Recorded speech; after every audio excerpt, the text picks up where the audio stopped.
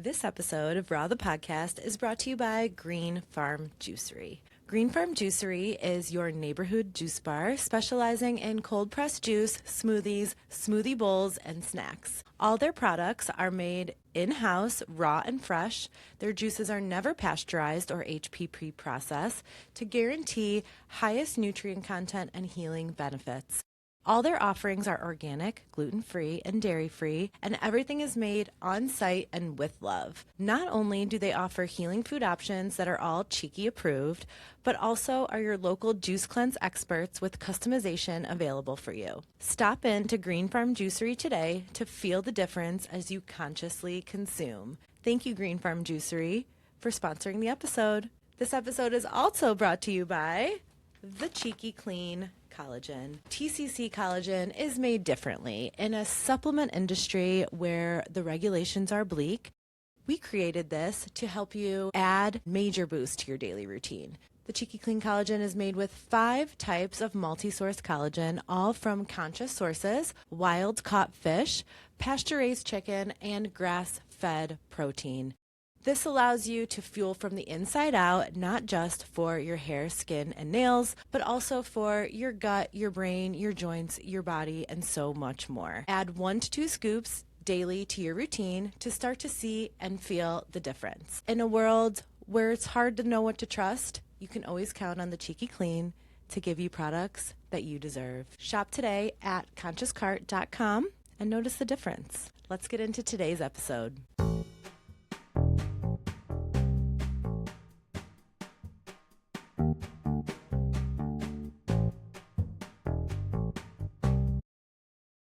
Welcome back to Raw the Podcast. I'm your host, Allie, founder of the Cheeky Clean and Conscious Cart LLC, helping consumers live more consciously. I am so excited to be here with Jonida Preka Morelli. Jonida is a trained classical pianist and piano teacher. She grew up in communist Albania, but moved to Cleveland, Ohio as a teenager. Despite the limited availability of food in her hometown, she developed a strong passion for cooking at a young age. When she came to the U.S. as an immigrant, financial resources were limited. As a result, she had to become creative and resourceful in order to prepare delicious meals. Her desire to help others who find themselves in similar situations led her to create Tricks in the Kitchen. She is deeply passionate about cooking and always seeking out new and innovative ways to create delectable, healthy, and nutritious dishes. She's excited to share her love of cooking with others and hopes to inspire people to experiment with their own culinary creations. Jonida, welcome to Raw the Podcast. Thank you, Allie. How are you? Good. Thank you so much for coming. I'm very excited to be It's here. so nice to hang out with you in life. I know, right? We are social media friends. We are social media friends. We met in person at the Wonder Women of Food market in 2024. Yes. I think. Yes. Yeah. Yeah. You were just shopping around with one of your friends. Yes. And I think you bought the collagen. I did bought the collagen. Yeah. And Eat Patootie, she's actually the reason. She's like, you should check it out, see all the ladies coming together, creating products. And it was so exciting to see so many great women, business owners starting something. It's pretty awesome. Yeah, it's such an incredible group. As a startup entrepreneur myself, it's incredible to have the support of each other and the resources shared. It's like we were saying before we got started, we were laughing at how, you know, when women get together, magic happens and there's nothing we can't do. Amen to that. Yes. So that's been such a really inspiring space. And all the women that I've met through the process has been badass. Yeah, that's awesome. But yeah, so we met each other there talking about the collagen and you bought the product and I think you shared it on your stories. And so then I started following you and you've become one of my personal favorite comfort creators, which I don't know if you're familiar with that term. No, I'm not. So a comfort creator is kind of like someone who you look forward to consuming their content and not just about like the business that they have or put out, but wanting to hear what they have to say and what they're doing in their daily life. Like I just love following you. That's It like awesome. brings me such joy seeing your stories and you're funny as hell. Thank you. And I don't know if you're trying to be. I actually no, I'm not trying. I feel like laughter is the way to see things and kind of the burden gets a little lighter. Yeah, it's so true. You know, if we laugh about it and say, hey, this is what's happening. Yeah. It is what it is. Totally. But I'm glad. Okay, comfort creator. Yeah. I like that word. You're my favorite comfort creator. I love that. Thank you. Yeah. I love it. It's just very genuine and authentic. I, of course, find social media to have an incredible amount of resources. I mean, there's awesome things that we can learn there as well. But I think for me, when I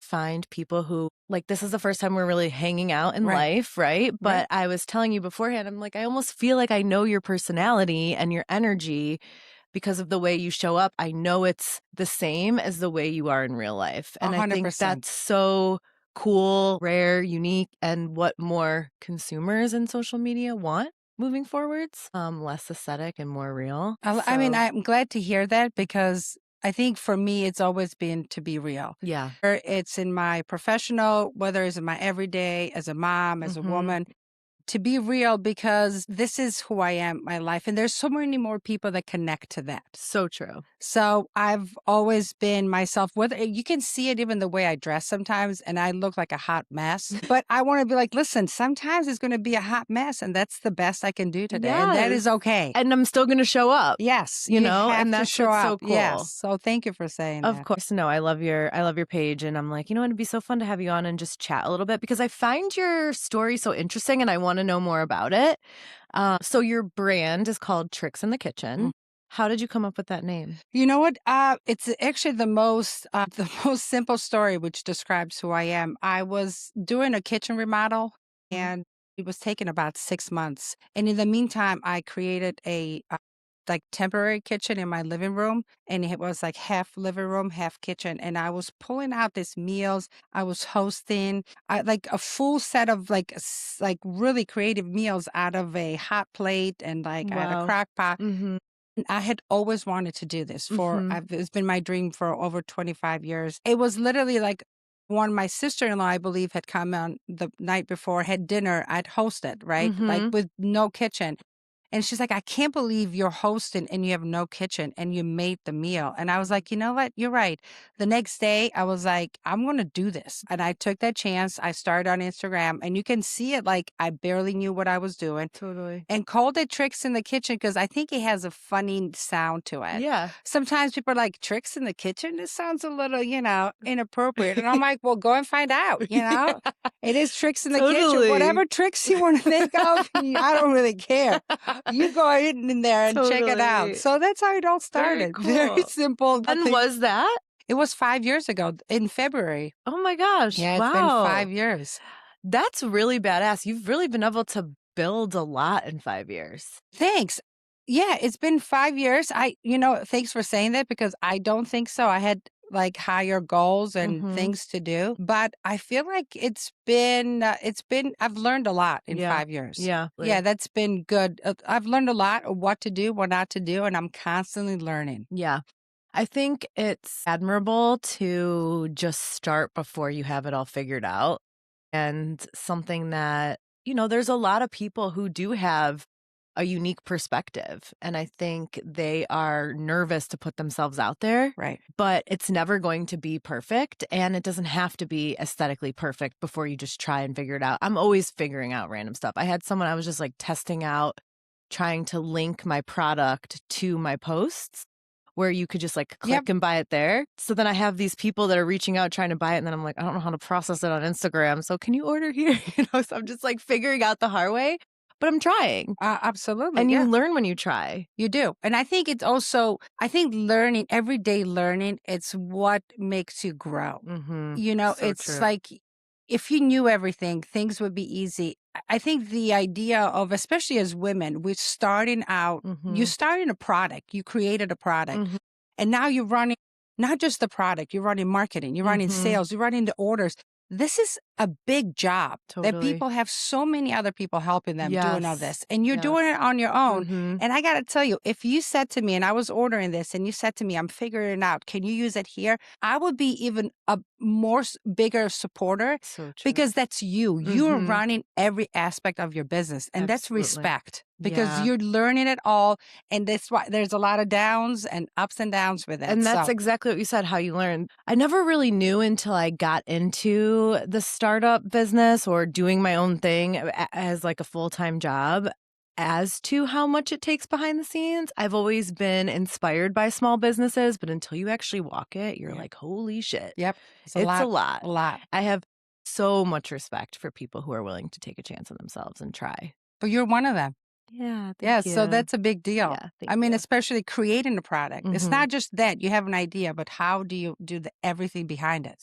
True. So congratulations. Thank you. That's a You're big so deal. sweet. It is. It's been a learning process, just like you said. And that's what I always go back to is it's like, if things don't work out long term, I've learned skills through the process that will change me for the rest of my life. And like, that's worth everything. Absolutely. Yeah. And it's going to work out. It's going to work Yeah. out for sure. Well, thank you so much. I want to go back even further and learn more about your life in general, because it seems to me that in your cooking world and tricks in the kitchen and what you're putting out there, so much of it is inspired by your roots. And I want to talk a little bit about how you had to learn through challenges to be resourceful and to create those opportunities for yourself, because I think that's super inspiring for any women or anyone that's coming to this country. It's badass. Oh, thanks. So tell me when you moved to the States. How old were you? So I was 17 when I Wow. moved. Yeah, in the midst of a teenage. Now, those are the peak of my teenage years. I moved with my mom and dad, and You three. yeah, the three of us. And I did not speak any English. I spoke a few words that probably not appropriate to say here, but I knew exactly what to say if I was really mad. And I knew thank you and please, which served me well. I Yeah. mean, that's all you need as a startup. So true. Yeah, It's so It true. worked okay. Yeah. You know, growing up in Albania, the one thing that a lot of people don't know about Albania, it's a small country in the Mediterranean on the Adriatic. And we were under communism for 45 years. And with that comes rations on food. There's no freedom of speech. There is basically no rights. And when you have rations, like I remember going to the grocery store and getting a ration of a loaf of bread. And I believe it was every 3 days. And I remember that as a kid, or waiting in line to buy gasoline to use for like cooking equipment as a little kid. And there was like, my kids always ask me, like, what did you have for a snack? And I want to be like, we didn't have snacks because there was never an abundance of food. Totally. So a snack would have been a slice of bread with some olive oil, salt, or oregano. And check this out. Another snack would be a slice of bread with sugar, just plain white sugar. Sugar was like a big deal. Not everybody got sugar. Like a little bit of water or olive oil as a snack. So it was, I think, to be a good cook, you know, you're like, okay, I need all these ingredients. When you can cook with barely anything, that's what kind of like makes you like you're the real deal.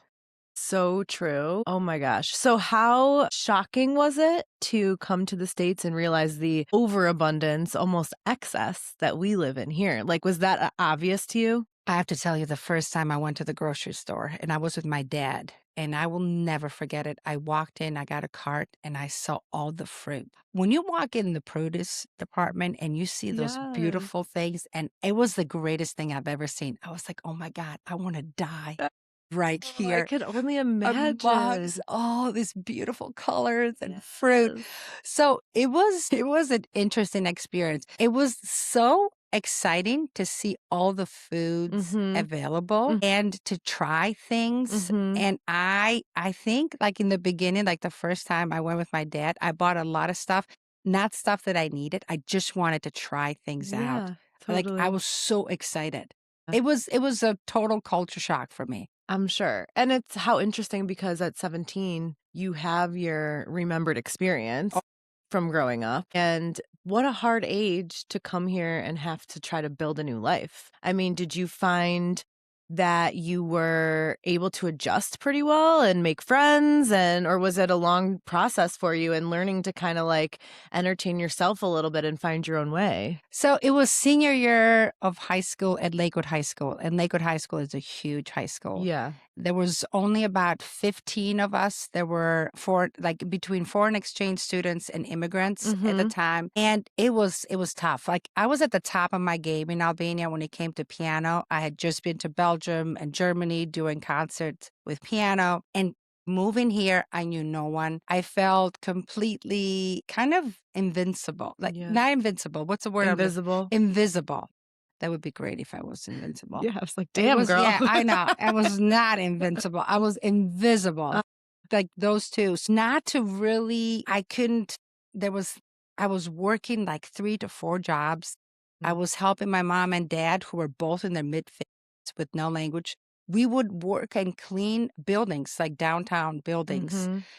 So we would do the 12 to 3 a.m. Oh my gosh. And then you would go to school. Yes. And then I do piano as well. So, and then on the weekends, I worked as a bus girl. And then it was constant struggle. It was a tough year. It was such a tough year. Like everyone in my high school would come in and like, be a regular teenager. And for me, just to make it that morning, I'm like, I worked all night.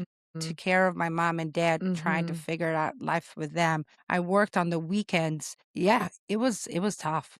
Wow. But I do think that in that time, it was probably so hard to see. But after the fact and looking back, I mean, I'm sure it made you who you are today.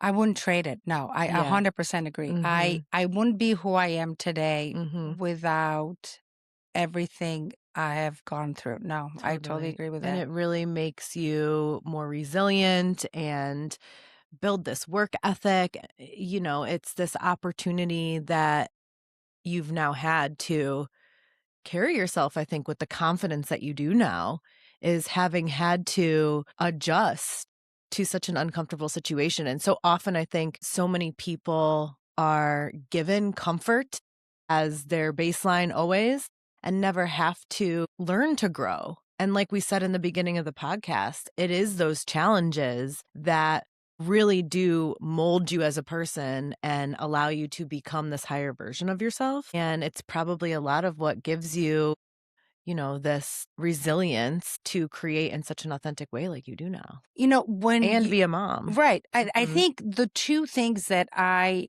experience that I had, it's very similar to all immigrants who move to another country, right? You start from scratch. You don't speak the language. You're taking care of your parents, your aunts, your uncles, your sisters, all this family.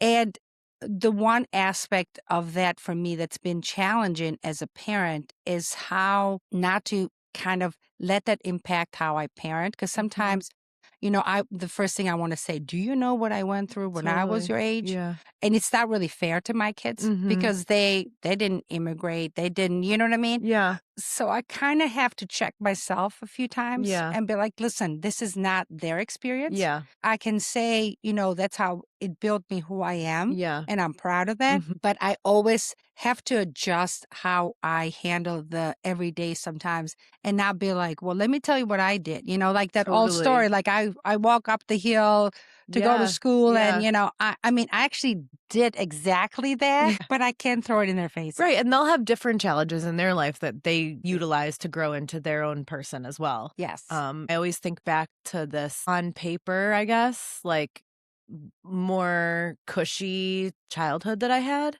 And it wasn't until I went through a lot of challenges in my 20s that I really realized how good I had it. And there's always a time where we go through something, no matter what it is, that gives us this new perspective, I think. And of course, we never wish challenges on people, but I do think they're such a gift. I 100% agree. And I think that's why, like, as a parent, you try to, like, step away. Yeah. Allow your kids to make mistakes, hardship. You got to figure it out because I think you only can learn if you're forced to figure it out. So Absolutely. I think it's also made me that kind of parent, like, hey, some stuff you got to figure it out on your own. I can't always be there for you. Absolutely. I could imagine, though, you had such a close bond with your parents, with you three. Are you an only child, right? No, I'm Okay. one of three Wow. sisters. And they Yes. stayed in Albania? So they moved after I moved here. Okay, got it. So once they moved here, then I had to take care of my sisters and my brother-in-law, then my aunt, my uncle, my cousins. Yes, you grew up So fast. the amount of work I was doing taking care of a lot of people was Mhm. heavy at that age. Yeah, very heavy. But obviously, there's something to be said. I think maybe I was supposed to do that. And obviously Right. I did it. So Yeah, I was able to do exactly. it. Yeah, I mean, it definitely prepared you to be a really present and attentive mom now, I can Yeah. imagine. Yeah, I'd say so. Your kids aren't stars in your Instagram show by any means, but you share like your authentic, really funny. And again, like I'm not in the phase of motherhood right now, but that's why I'm saying you're like my favorite comfort creator because you just take these situations of parenting teenagers and you just crack me up with the relationship that you guys have. Sure.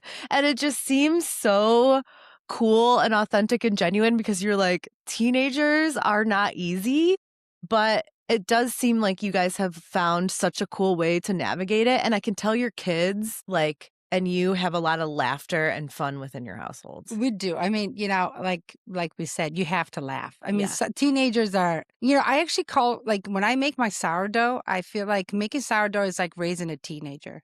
The most unpredictable process. Yes. Because everything impacts your sourdough, whether it's the temperature, the flour, the water, the this, and teenagers the same way. The moment you think you know what you're doing, they're like, nope, you don't. And it changes with each kid. Totally.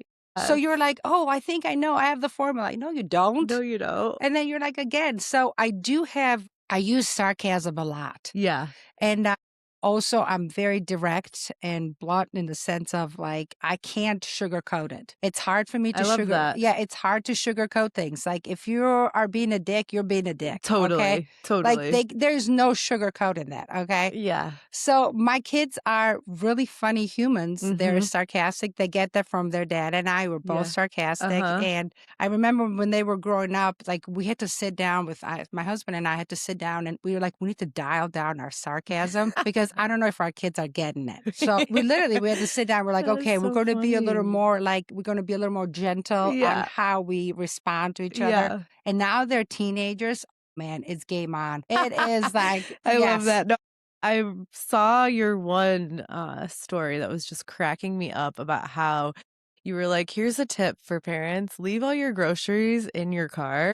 And you were filming yourself. And I don't think your daughter knew you were filming. And she gets in the car. She's like, Mom, why did you leave all the groceries in here again? I know you didn't just go. And you're like, what?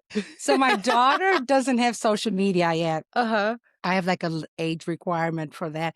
So her friends saw it and told her about it. Hilarious. And she's like, I know you left these for me. I'm like, totally did. I totally did. And I've done it. I do it all the time because so funny. The process of doing that. So I totally, yes, it's so funny. And she's definitely a little mini me. Yeah. It's like fighting with yourself a lot of times. Yeah, it's fun sometimes. Yeah, sometimes. Not so fun. Yeah, absolutely. So I want to get into like your tricks, especially as a mom with a busy life, how to cook and live healthier and things like that. But I want to first understand kind of how you got into this cooking journey itself and became this person that found hosting easily and cooking being something that you enjoyed. Was it always like, was your family always cooking at home? And did you grow up with this passion of cooking? Or was it more something that came later in life and you were always just kind of focused on, obviously you're a pianist and a piano teacher, and that's probably a creative outlet that came first? Yes. How did you kind of like transition into this love for cooking and actually enjoy it?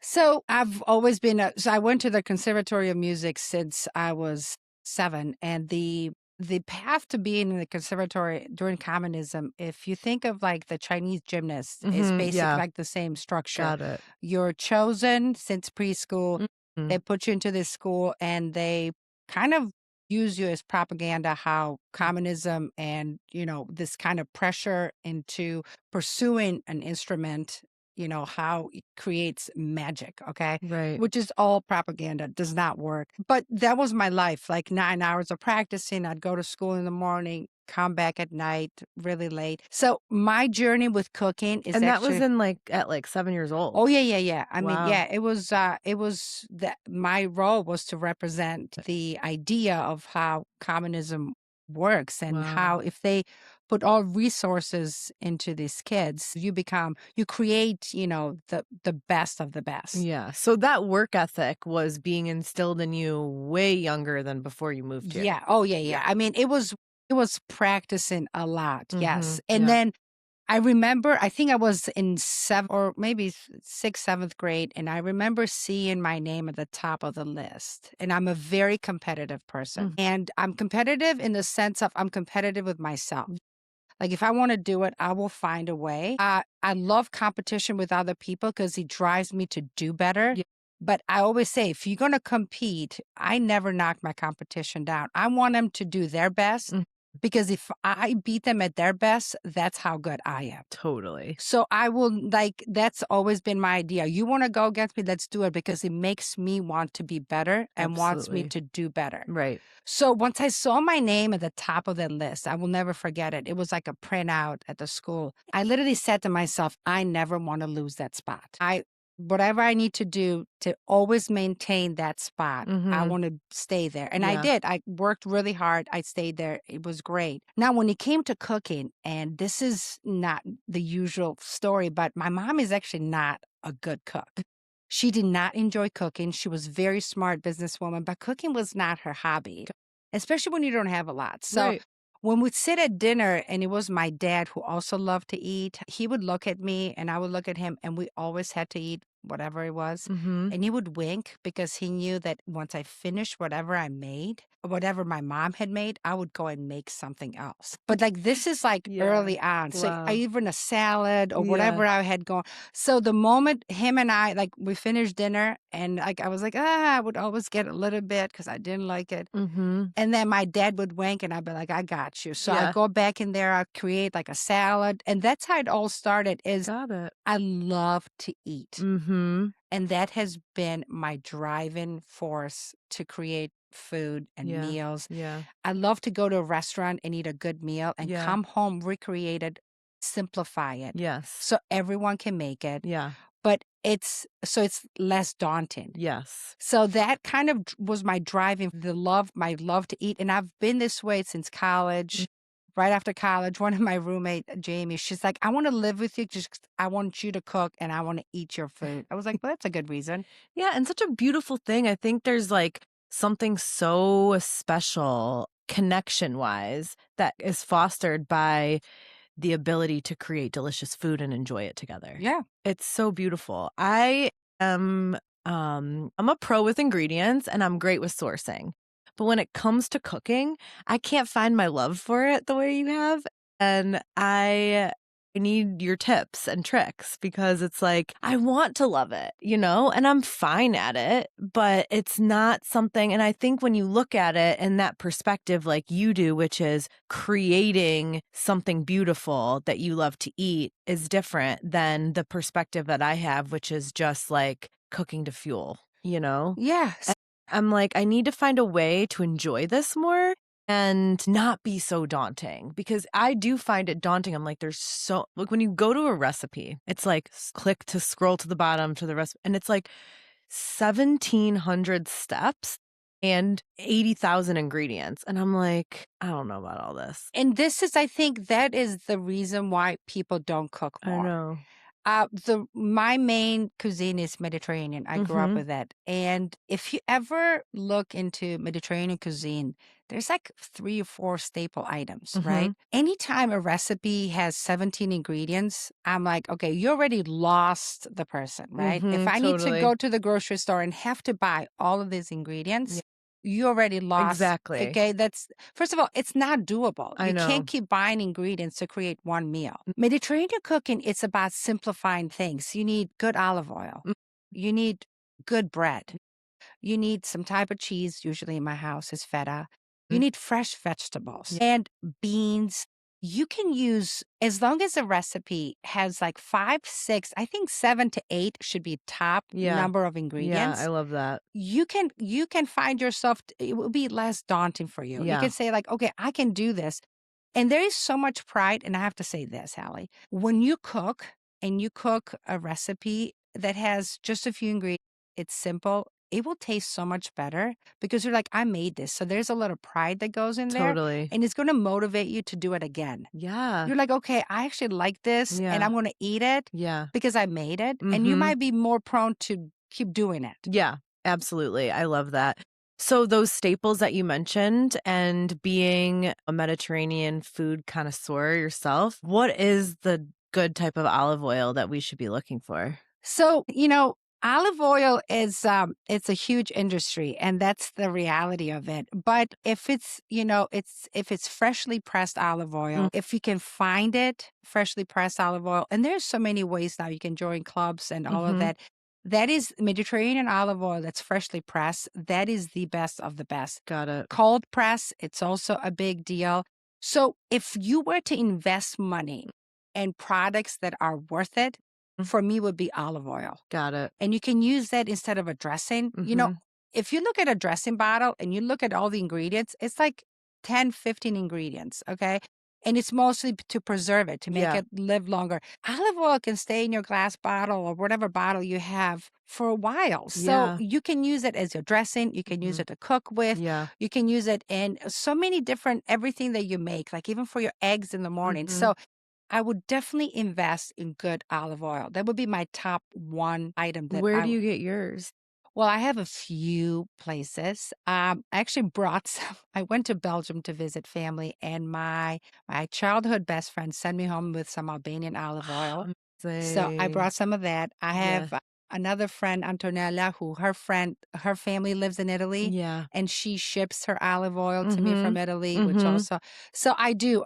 My resources are. I'm pretty lucky about that. I love that. I think that it's such a good tip to stick to the simple basics because that is where things have gotten so overcomplicated in the States, especially. And to your exact point, in this need for convenience as consumers, we've allowed ourselves to create this need in the marketplace for quick buy, always having access, and that's meant preservatives and additives and things that are really getting away from like the true food itself. Olive oil is a great example of an incredibly healthy change that you can make to your diet by swapping it for any of the other more inflammatory seed oils that are on the 100%. market. Yeah.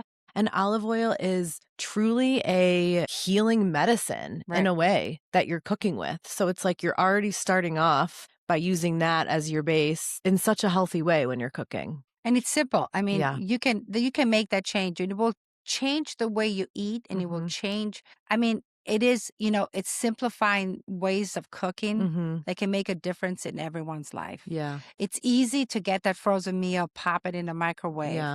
But is it good long term what you're doing to your health? Right. So if you take an extra 15 minutes, you can have a piece of salmon. Okay. Very simple recipe. A piece of salmon, olive oil, lemon juice, salt, and pepper at 350, and it will be done between 15 and 18 minutes. Yeah. And in the meantime, as your salmon is cooking, you can make a salad. Okay. That will take you a total of 18 minutes to Yeah. make dinner. So See. it's worth the effort because of how it impacts your body and how you feel and Absolutely. longevity. We Totally. constantly talk about the future. I want to be around. I do. But guess what?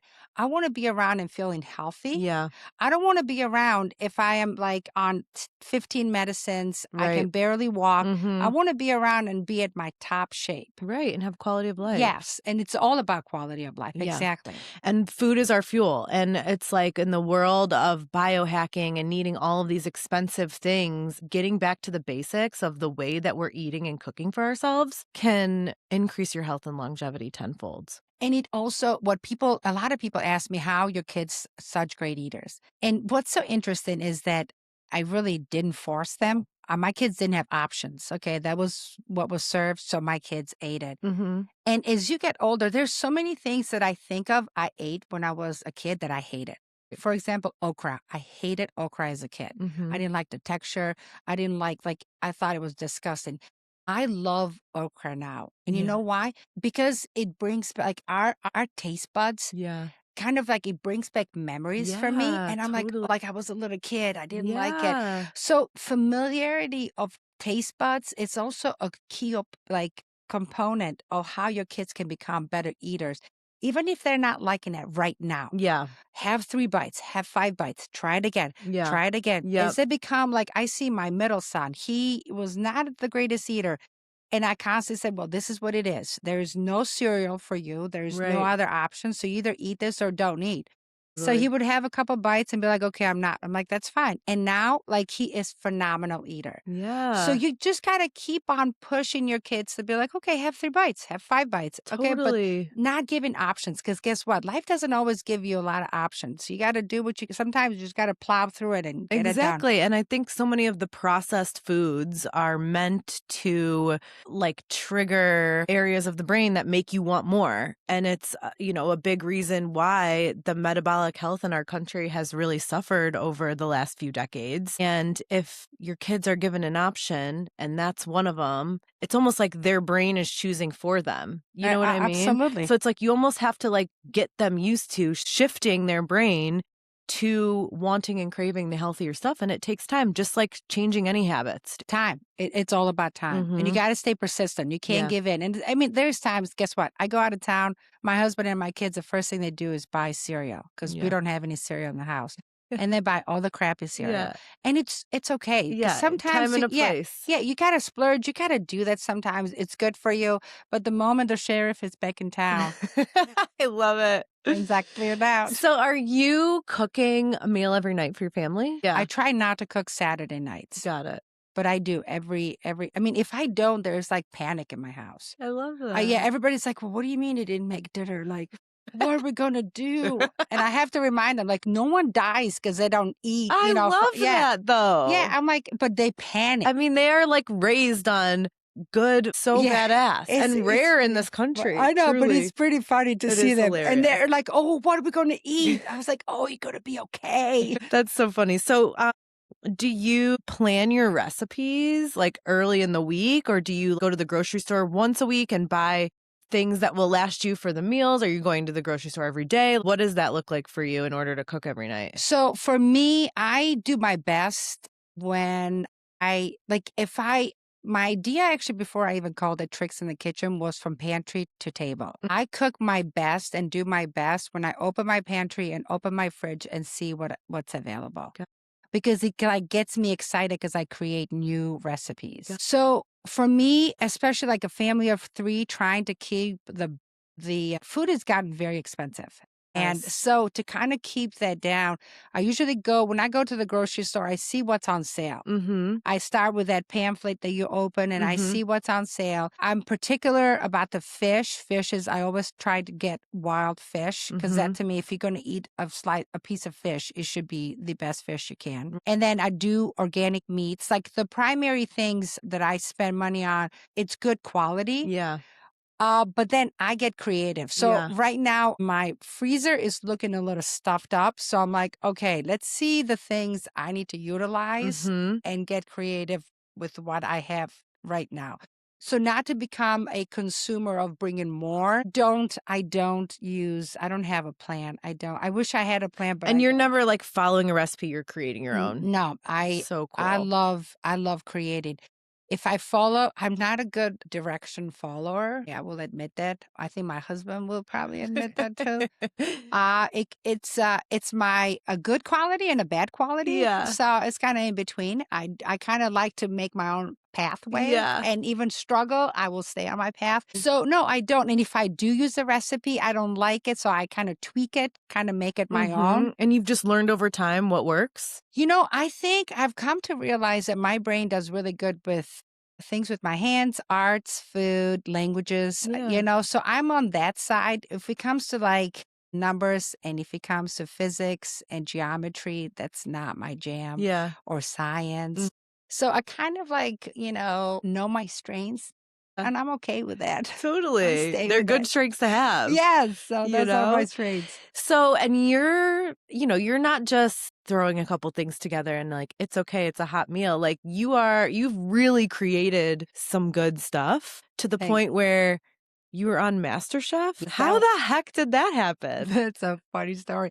So my oldest son, he's a great kid and he loves to eat as much as I love to eat. So in a way for him and I to connect, and he's like, "Mom, do you want to watch a show together?" I was like, "Sure." He's like, "Let's put on a cooking show, right?" Because Mom loves to cook, and he put on MasterChef. It was like season 1, episode 3. He looks at me, he paused the TV, and he's like, "Mom, you need to apply for this show. You can get on it, and you got to win." I was like, "Oh, okay." So no joke. My We God. paused the show. Him and I did it on my phone. He's like, "Take a video." So like you got to do a little video of yourself. Yeah. And then I send it not thinking. And that process is very rigorous. I'm sure. Of being selected? Yes. Mhm. It was like unbelievable. The steps. I mean, Like what? so from a background check Oh, to wow. interview after interview, Yeah. there's so many steps that you have to like pass into like showcase if you can do like if you have the ability to chop, to create a recipe, like sauces. It was 6 months of rigorous, constantly producing stuff. Wow. It was tough. And like you don't know if you're making it. I remember I was at my daughter's basketball game, and when you're the parent, your kid wants to make sure you're watching the entire Yeah. time. And she is playing basketball and I'm watching and I know exactly the phone. So I like leave Oh and my get gosh. out and I get the phone call. Like I'm in the bathroom, like cheering. And I Badass. came back and I watched her play basketball. And the first thing she's like, "Mom, you left the game." I was like, "I know, I'm sorry." She's like, "Yeah, I saw you leave the game." Okay, I watched 42 minutes, but God forbid I left for 3 minutes, right? I love Dude, So, you have no, like, formal chef training? no, I don't. I've taken, so the idea after MasterChef is to really like the everyday cook to come Cool. in and, show their abilities Yeah. and beat other people to become the master chef. How was the experience? It was fascinating. I mean, it was definitely fascinating. Yeah. I left for almost 3 weeks. I left my family. My Wow. son had surgery before, so it was kind of tough for me to leave, and I was having a little mom guilt. Yeah. But I was like, I got to do this. This is for me. This is my dream. And I mean, think about this. It's like you're in adult camp, right? Yeah. You're with a bunch of adults Yeah. who have the same hobby, and it's cooking. Totally. So How freaking cool. It was so cool. I met incredible people. Amazing. Whether it was the crew, the people that applied with me, I made Yeah. some great friends that I'm still really close to. Yeah, nice. Yeah, and you're in Los Angeles. I mean, And they put you up in a hotel and you just stay until you're Yes. eliminated kind of thing? Yeah, and the funny thing was that it was towards the end of COVID, and LA and the film industry really got impacted by COVID. So they Totally. put a lot of restriction in place. We had to be tested every other day, wear masks, and we couldn't leave the hotel. So there was a lot of I learned so many games.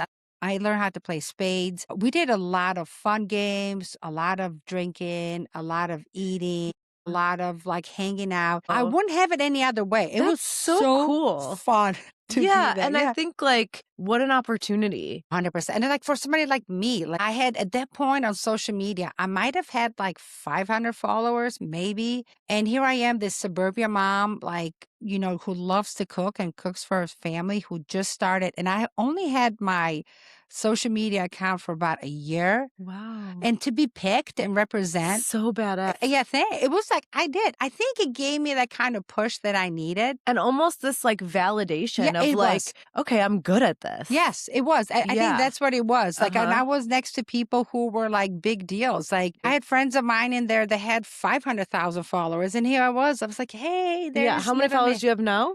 I'm at 21,000. That's badass. Thanks. So, and that kind of gave you exposure?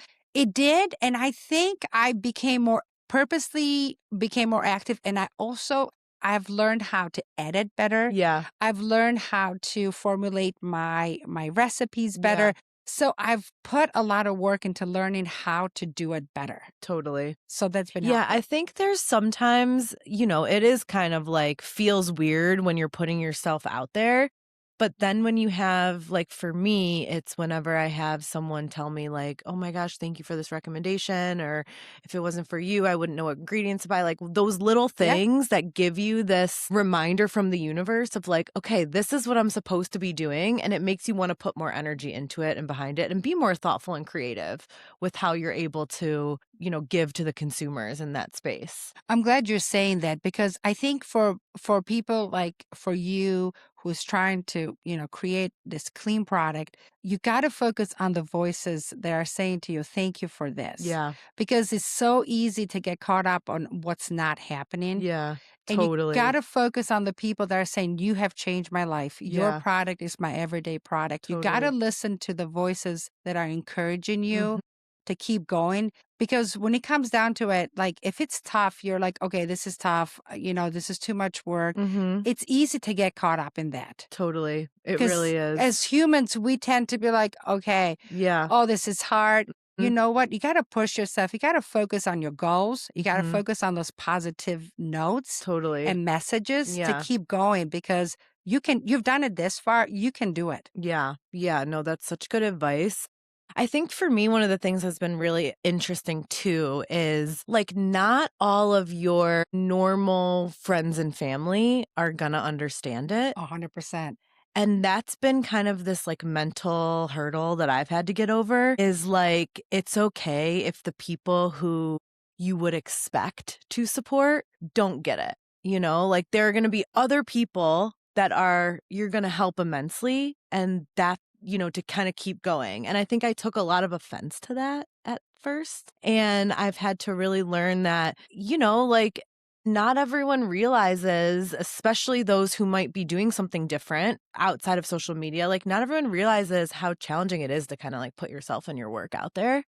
And so I can't judge them for not supporting it, and for everyone that doesn't, like there'll be someone else that I will connect with through the authentic sharing that will support it, and not to like let that block you from doing it anyways. Like that's been something that I've really had to get over.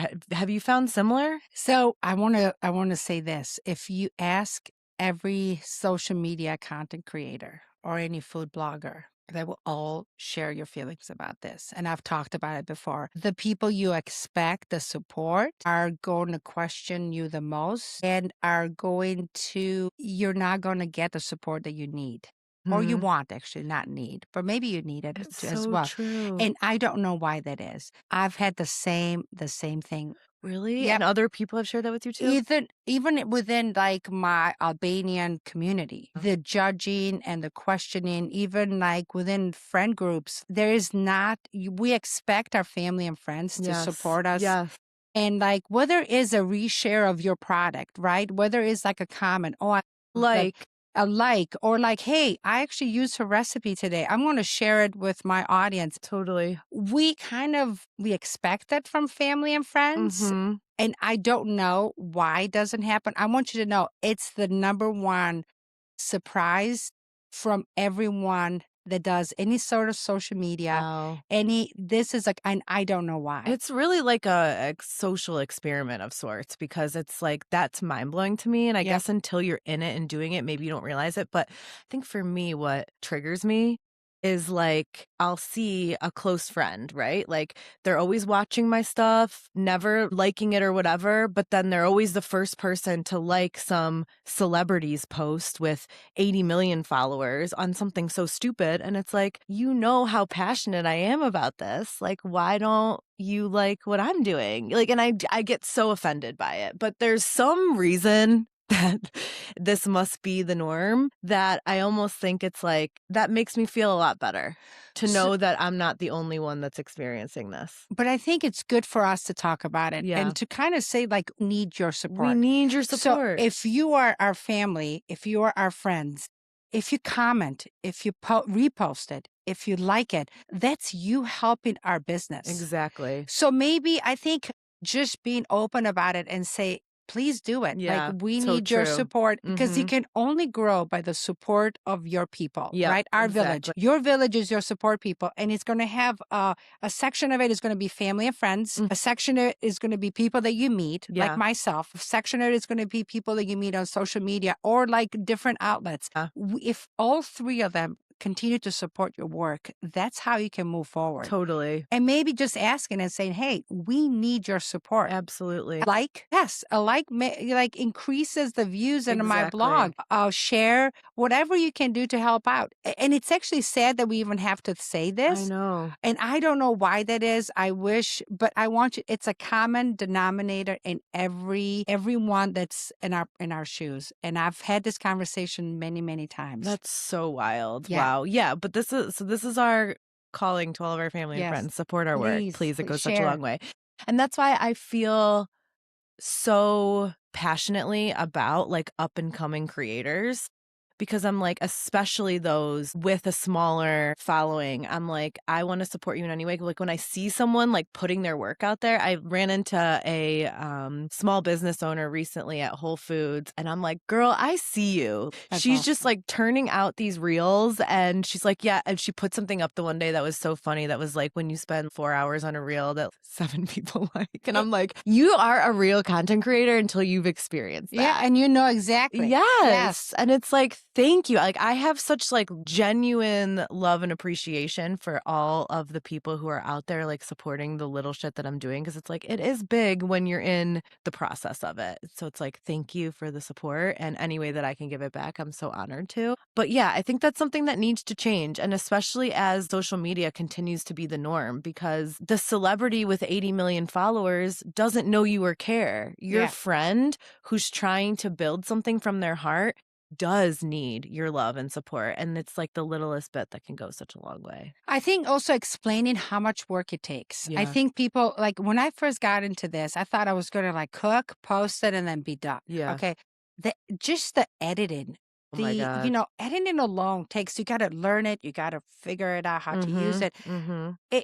Anytime that I post a reel, there has been hours and hours upon hours of work. So true. Is the cooking, is the filming, is the editing, Yep. is formulating the recipe, coming up with keywords and all these things that the internet needs to shoot out So true. so it is so much work that goes in. So this support means a lot, because it's basically telling us, keep doing the work that you're doing. Absolutely. But it is for every like big time. I see these big time content creators, and I want to be like, they took a lot for them to get there, right? Yeah. They worked their asses off to get there, but they did it with support. Yeah. And we need that support, not just from strangers, Yep. but from family, from friends, Yes. from our village. Yeah, it's so true. Yeah, my gosh, behind the scenes. It's like, I think, and I always used to think that too. I guess, and you don't know until you know, but it's like on the outside, it's like, oh, how easy it must be to just like post on Instagram for your job. And it's like, oh my God, it is behind the scenes. The way that like making a reel will make you want to poke your eyes out. Yeah. And there's days that you don't feel like showing up. Totally. But you have to. Like, there's days I'm like, I don't, but you have to. You're like, this is my job. I have to So keep true. putting yourself out there when you're not feeling it. Yeah. It's even harder, because you're like, okay, I got to pull it I together know.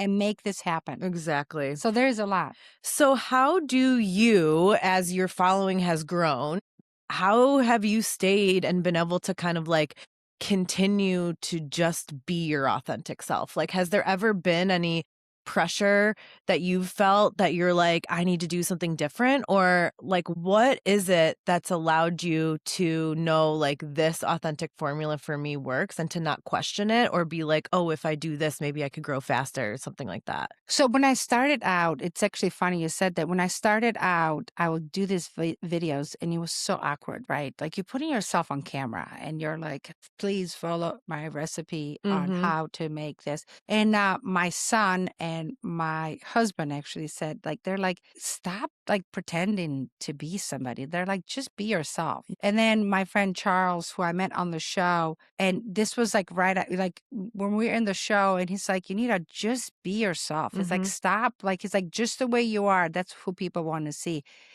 And I think they became kind of like, listen, like, I'm just going to be myself. Mm, I can't sugarcoat this. And mhm. I have to say this. Sometimes I just do one take. Yeah, I don't even, even if I'm sounding like I'm saying things wrong, which is all the time, right. I do one take. I'm like, this is real me. I'm Yeah, not going to sugarcoat it yeah, unless like it's a project that I'm doing with a brand. I will make sure to like everything is, in there. But I think people relate to real people agreed. because I don't have an assistant who's putting together all the recipes for Mhm, me, who's mhm. putting the ingredients for me. It's me. Right. And sometimes I just want to be like, hey, I did this. I'm being myself, just like you at home.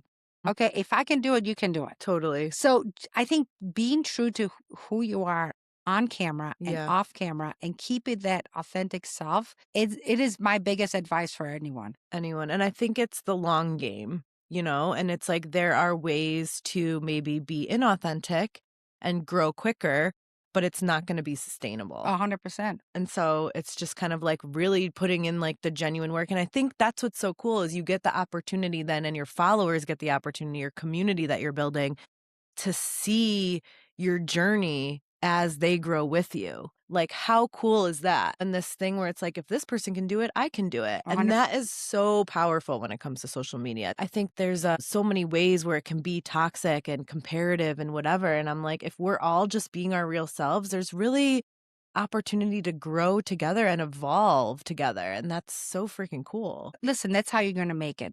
You Yeah. got to support each other. And really, I think that's a key thing to making it. Yeah, for sure. So what would be, say, like if someone were to start, what would be the first recipe of yours that you would recommend they start with as a beginner like myself? What should I make of yours this week? First of all, I want people to understand that you can make simple meals with whatever you have at home. Mm, And I think is the idea that you have to follow this recipe with a lot of ingredients or a lot of steps that keeps people back. Me, 100%. So just buy a piece of chicken or buy a piece of salmon and buy Mm, ingredients to create a meal. Whether you buy beans to make a bean salad, like one of my favorite simple dishes that I use for lunch and I love is this beans, tuna, red onion. It has red wine vinegar, and olive oil. Yum. Okay, and sometimes I put red onion in it. Sometimes I What don't. kind of beans? I use white cannellini beans. Okay. And it's such a simple recipe, and I make it for like 3 days. And then at Mm, lunch, I take some arugula, throw that. It's amazing. got, the protein. So creating comprehensive meals that Mm-hmm. has a little protein, it's got some fiber, it's got some vegetables. Yep. So creating meals that are comprehensive, that are, thought out can be such a huge difference, not only for your diet, but how you feel Yes. because So you're true. fueling your body with Yep. simple ingredients. Yep. So stay away from like the complicated. Yeah, so I had this goal this year, which again, I love sourcing quality staples. I love it. To me, it's such a powerful way to support my 100%. body, the community, the food chain in general. And I definitely went into the year being like, okay, I'm going to cook more creatively this year. So I got this big ass cookbook, and seriously, every recipe is so daunting. And I'm like, I can't do it. So it's like collecting dust in the corner of my kitchen. I so much more relate to this kind of like simpler, use what you have approach that you're taking. And what I love is it's like I'm not cooking for a family. So I want something like that bean salad Yeah. that then it's my lunch while I'm on the go for the next 2 days that I can continue to fuel my body with and not, so it's almost like meal prepping, but in a simple way that's allowing me to like extend those meals throughout the week. That is exactly what you should do. Yeah. The funniest thing is that you can like people can DM me. Okay. People do it all the time. Yeah. My friend Ann, about, every couple of weeks, she's like, hey, I have this, this, this, and this. What can I make? Yeah. I'm like, okay, do this, and this. I'm like, how was it? She goes, it was delicious. Good. So my sister-in-laws do it all the time. I call it tricks on call. I'm like, tricks on call. And they're like, she's like, Amazing. "Hey, so I have this and this. What can I make?" And DM me if Yeah. somebody has like, "Hey, I have this at home. What do you think I can do?" So cool. My brain works the best because I get excited. It's Yeah. like a challenge. I'm like, "Ooh, I can taste the flavors together. If Yes. you put that and that together, you Yeah. add a little bit of this." Ye So you can do it. I mean, Mhm. it's just pushing yourself out there a little bit to say, you know what? I have this at home. I can do it.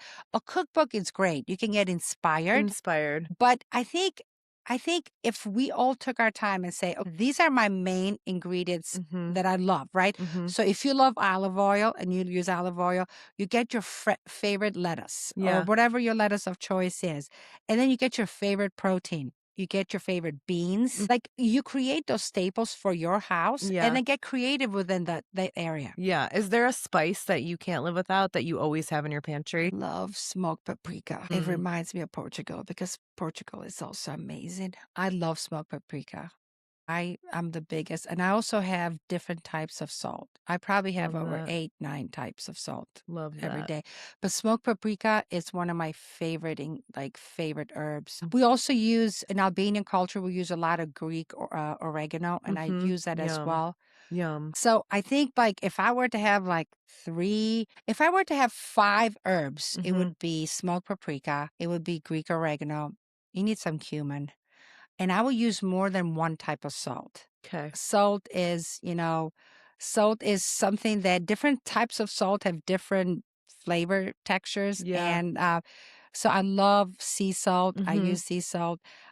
So salt, and then the other one that I really like, it's I don't know if it's an ingredient, but you gotta have, in addition to olive oil, you gotta have something that's spicy because I love spicy food. 'Kay. So whether you use chili, I always have something spicy in my Got it. dishes. And smoked paprika is not spicy, but you can Mhm. get spicy paprika. You always, if you like spicy food and you like the little kick, you Yeah. gotta have something that adds heat. Love it. So some kind of heat, whether it's a sauce or some kind of dry heat. Mhm.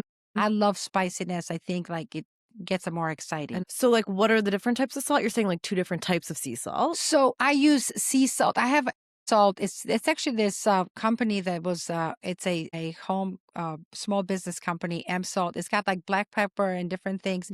So I use every time I go to Europe, I bring back salt. Cool. Salt is like completely pure in Europe, depends on, what you get. So like for example, sometimes a kosher salt does not have any benefits to it. It's Mhm. basically like there's no nutritional benefits to it. Mhm. So using that, it doesn't bring any value to your meal. Mhm. So pink Himalayan salt is actually a better salt for you.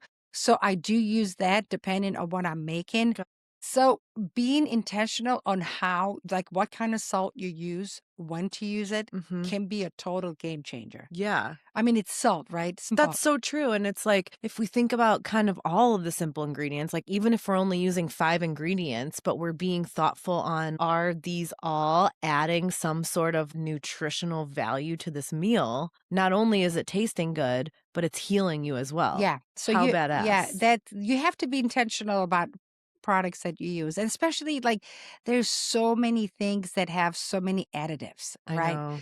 And it's a dark path. The salt in this country is bleached. Yes. So Mhm. it's a dark path. So like people are probably thinking like, why she's even talking about salt? If you only knew that, how much goes into stripping all the value of salt, Yeah. it's mind blowing. So True. yeah, so if you invest in just a few ingredients, and those 5 ingredients and olive oil, and guess what? Lemons. Use as many lemons. So I true. mean, just grab a bag of lemons and use it as your dressing. Yeah. Lemons, I like the one thing you will always find in my refrigerator, actually 2 things. You will always find feta cheese and Mhm. lemons, Mm. okay? What is, like, the brand of feta that you I like? use Dodone. I think it's Dodoni. I get it at Costco, and it's Uh-huh. the Greek feta, and I love it. It's Yeah. in that brine. The brine Mm. smells really bad. Mm. Mm. Unless you grew up with feta cheese brine, you kind of become immune to it. Yeah. Even though my kids, I would think they should become immune to it, they're like, Mom, they smell so bad. It is, I'm telling you, it is so bad. Yeah. Are there any Mediterranean markets in Cleveland that we should check out? I do love, there's a little European place in Lakewood. There's this mom and pop shop that I go, and I'm actually going to go today. They have a lot of Albanian food. What's it called? It's called Little Europe, I believe. Cool. Yeah. And check it it's out. on Madison. I do enjoy them because I get like some Albanian staples. There's also many Greek places. I actually like Astoria Cafe has some great, So like, good. I love that place. Love But that like if you place. go in the little shop area, they have the Greek oregano. Yeah. And I get it from there and I Cool. strip it down and I make, but then I go to, for example, like I love Alushi's in Solon. Okay. They have all the Italian ingredients and Very cool. they have like fresh made pasta. I can make my own pasta, Mm-hmm. but I always say if there is another place that makes it and makes my life easier, like Yeah. I can make my pasta, but their fresh pasta, it's so much better than my pasta. Yeah. So I would rather buy it there. So I go to Alushi's in Solon all the time. So I get cool. my tuna there. Mm. I get olives there. Spell it for me. Alushi's is ALESCI apostrophe S. Cool. Alushi's. I And gotta Jim try it. Alushi's. Yeah. And they Yeah. have like subs and I get a bunch of their prepared foods. Cool. And you can get like a cappuccino and a dessert. Oh, Yeah, it's kind of amazing. one-stop shop. I love Yeah, that. it's pretty awesome. Yeah, Cleveland, I think we sometimes forget how cultured it is here. And there's really so many cool options to explore, outside of just like commercial shopping. And I love that. It's so funny because, okay, so I immigrated from Albania and we moved to Cleveland and I never left. And people always say to me, like, you had 50 states, right? Like, Yeah, like what? how did you end up here? Why would you pick Cleveland? Like, did you Yeah. know that there snows in Cleveland Yeah. and the sun doesn't come out in Yeah. winter? I would not trade Cleveland from any other place. Yeah. It's the people. So true. Midwesterns are just good, solid people. Yeah, so true. Cleveland doesn't have traffic. Okay. I I can get from know. one place to another, be efficient. You could live in California, but it would take you 2 hours to It's go about ridiculous. 10 miles, right? Mhm. So the idea of going to a sunny place and spending the time in your car does not really go for me. Oh my God, I used to sit in my car for like 3 hours a day on average. Okay, so like great, the weather is beautiful, but if you're in your car and you're not really So enjoying true. it, so what's the point? Yep. And I love the fact that life is simple. Yeah. You can raise your kids and do all of that. And I love that part about Cleveland. And there is so much soul in this It's like so city. true. We have like So much heart here. Yes, because they Yes. love you, right? Yes, exactly. So you can't beat that. I am the biggest Cleveland fan. I really am. I wouldn't love it. trade it. If I were to do this again, I would be moving right back to Cleveland. That's amazing. And until you leave it, sometimes you don't really appreciate it. And so I always say, like, if you have a chance to get out for a little bit, do it, because then when you come back, it will be a totally different perspective. And I agree. Cleveland has some great things to offer. I think about creating and cooking within the seasons too. Yeah. Much better does a warm soup or stew taste in the winter. Like 100%. It is soul comforting. Yes, because it's so cold outside. You're like, I want to get some soup. I'm going to get some bread. true. And I'm going to read my book. Yes. Yes. Oh my God. Okay. So my boyfriend brought over last night. He's like, oh, here, I brought you a sourdough starter kit. Oh, that's awesome. I'm like, I don't know if I want that. Can I do it? Can anyone do it? Yes. Or is it like really daunting? Okay. Is the starter already there? I think it's already there. Okay. If the starter is there, Yeah, do it. that's easier. 100% you can Okay. do it. And if anyone in the Cleveland area needs starter, I am more than willing to share my starter with anyone who wants cool. that, because the starter can be a little finicky. Yeah, You're going to be raising a teenager. I know. Okay. I feel like it's like a new baby. Yeah, and there is like temperamental. There's like the temperature of Yeah. your house is going to impact your bread. Oh my God. Yeah, and then if it's cold and if it's like humidity, it's going to impact your bread. So it's temperamental, but I got to tell you, there is nothing better than a slice of your own sourdough bread. I know, and I love it from the bakery, but I'm like, I can only imagine what it's like coming out of my own oven. The smell. And I just love sourdough, and Yeah. it's so good for you. It is. I know. And yeah, I think you should do it. I I could mean, do listen, it. you can, here's the thing. You're going to mess up. I'll help you out. Just Yeah, message me. I I'll have people message messaging you. me all the time. They're like, but what's going on? I'm like, I think that's the sign of a true, I always say, like, no matter, hopefully my community continues to grow, but I'm always going to be reachable via DM. And I think that's the sign of a real one. Yes, I always answer my DMs. I love that. I am more likely to answer to my DMs than the comments on my posts. Totally. Because I'm like, if you took the time to message me, I will always message you back. Like Absolutely. that, like you made a point to, say something, I will always be there. 100%. Absolutely. Absolutely. So do you put your recipes that you make, is it mostly on Instagram where people could find it, or is it on your website, or? So my big goal in this 2026 is to grow my website and put all my recipes on my website. So usually, like, it's been on Instagram, TikTok, and Pinterest has been huge. Cool. So everything, my biggest effort right now is doing everything, putting it on my website. Got And it. that is learning a new system, because the website, it's more of it's a place where it's my own, right? Right. I own it. Right. It's all my recipes are there. It's TRICKS in the kitchen.com. Tricks in the Okay, kitchen. because your email's with that. It is because somebody owns already Tricks in the Kitchen at Gmail. And I actually messaged them. I said, hey, do you use this? And they have not responded back. So if you see this, can I have your email address, please? It's so funny you say that, because I operate the Cheeky Clean under a different holding company because someone has Cheeky Clean LLC already. Why? And they haven't done anything with it Ugh. since 2008. I've been trying to contact them. If you're out there, it's like a cleaning service of sorts. I'm like, if So- you're out there, please just give me it. Can we please have it? If you see this video, We're trying to just grow our brand. I've been emailing them. I'm like, "God, you are not using this email address. Why do you even have it?" Okay, so your Gmail is the only one with an X, but then Yes. on Instagram, TikTok, and your website and Pinterest, it's Yes. TRICKS in the kitchen. Yes, Tricks in So the Kitchen. cool. Yeah, it's pretty awesome.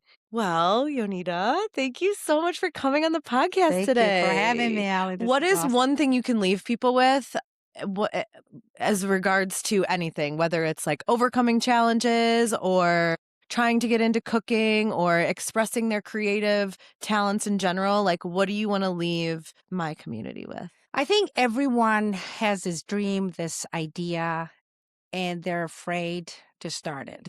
And I think you got to go for it. And my biggest advice, you got to go for it. Because what's the downside? Totally. There's no downside. Right. It didn't work out. You will always carry with you than you tried. So true. So and I know it's a risk, but taking the risk can be more rewarding because you're going to learn about yourself. You're going to learn about the process, and you might just be successful because you don't know. So just go for it. There's nothing can stop you. Go for it. I did it, and I'm doing okay. I'm not stopping. Yeah, you are. The sky's the limit. Exactly. So inspirational. Everything you. about you. Thank you. You are super cool. Oh, and thanks. I'm hopeful that the Cheekies are going to come check you out. Thank you. And I appreciate it. And thank you for having me. This is pretty awesome. This is what community does, right? So you followed me and, we have become friends on social media. And here you're giving me your platform and learn more about me. So I appreciate you and I thank you for having me. Of course, Jonida. This is awesome. Thank you. And as we said, please like, support, and follow Family both of and us. friends. You can find more podcasts at thecheekyclean.com/podcast. Please like, subscribe, and comment wherever you listen. That's YouTube, Spotify, and Apple Podcasts. And for more clean resources, please stay tuned to Conscious Cart. There are more products that are on the horizon. And yeah, it's so great to meet you, Jonida. Awesome. Keep doing what you're doing. Like, your light is so bright in this world. Thank you. So it's been an honor to have you. I'm glad to share it. We'll see you next week. Yay.